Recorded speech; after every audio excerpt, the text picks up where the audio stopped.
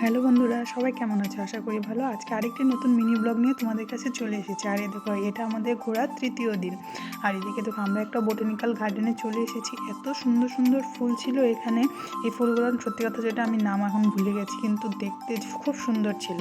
লাল কালারের ছিল, সাদা কালারের ছিল, সব রকমই মোটামুটি ছিল। আর খুব সুন্দর ছিল জায়গাটা। পুরো জায়গাটা আমি ভিডিও করতে পারিনি, কারণ আমি ভুলে গেছিলাম। আগেই তো বললাম আমি ভুলে যাই, যেহেতু আমি করি না। আর এদিকে একটা সুন্দর ওয়াটারফলসও ছিল, যেখানে আমরা প্রচুর ফটো উঠেছি। আর এদিকে দেখলে একটা সাদা কালারের ছিল। আর এই দেখো, আমরা যে ওখানে থাকতে থাকতে এরকম মেঘ হলো, আর দেখো কী কুয়াশা, আর হঠাৎ করে বৃষ্টি শুরু হয়ে গেলো।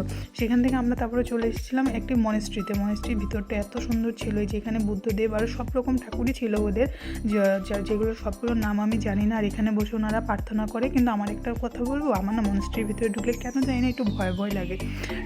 সেটা আমি জানি না তোমাদের সাথেও সেরকম হয় কি, আমাকে কিন্তু কমেন্টে অবশ্যই জানাবো। আর এখানে দেখো কত বড় বড় ওনারা লুচি ভেজে রেখেছিল, অনেক রকম প্রসাদ দিয়ে রেখেছিল, কুরকুরে টুরকুরে সব ছিল।